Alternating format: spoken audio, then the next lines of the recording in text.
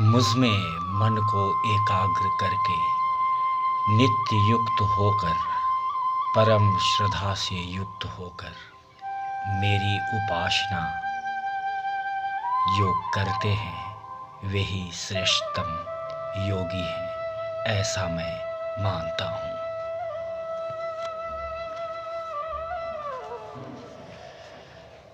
परंतु जो पुरुष इंद्रियों के समुदाय को भली भांति वश में करके अचिंतन, सर्वव्यापी, अनिर्देश्य और माया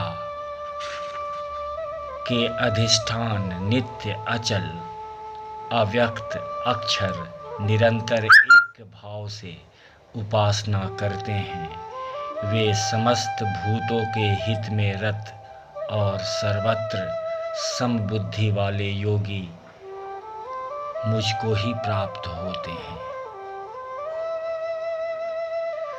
उन अव्यक्त में आसक्त चित्त वाले को अधिक कष्ट होता है, क्योंकि देहाभिमानियों को अव्यक्त विषय गति कष्ट पूर्वक प्राप्त होती है। परंतु जो मेरे परायण रहने वाले समस्त कर्मों को मुझ में समर्पित करके अनन्य योग से विश्वरूप आत्मदेव को छोड़कर, जिसमें अन्य अवलंबन नहीं लिया जाए, मेरा चिंतन करते हुए उपासना करते हैं।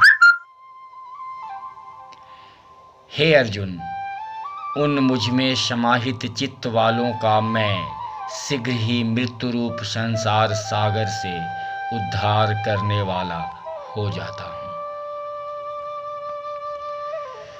मुझ में मन को स्थापित कर मुझ में ही बुद्धि को लगा, इसके पश्चात तू मुझ में ही निवास करेगा, इसमें तनिक भी संदेह नहीं।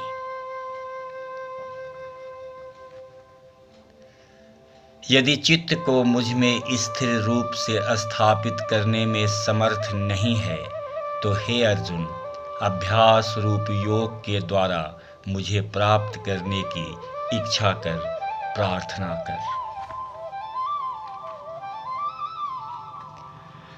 अभ्यास में भी असमर्थ है तो मेरे लिए ही कर्म करने को प्रधान समझने वाला हो, मेरे लिए कर्मों को करता हुआ भी तू सिद्धि को प्राप्त होगा। यदि तू ऐसा करने में भी असमर्थ है तो फिर मेरे योग अर्थात समस्त कर्मों का मुझ में समर्पण करके उसका अनुष्ठान करना का आश्रय लेकर संयमात्मा होकर सब कर्मों के फल का त्याग कर, अर्थात कर्म फल मुझे समर्पित कर। निसंदेह अभ्यास से ज्ञान श्रेष्ठ है, ज्ञान से ध्यान श्रेष्ठ है, ध्यान से कर्मों के फल का त्याग श्रेष्ठ है, क्योंकि त्याग से तत्काल ही परम शांति होती है। भगवान श्री कृष्ण अर्जुन को आगे कहते हैं, जो पुरुष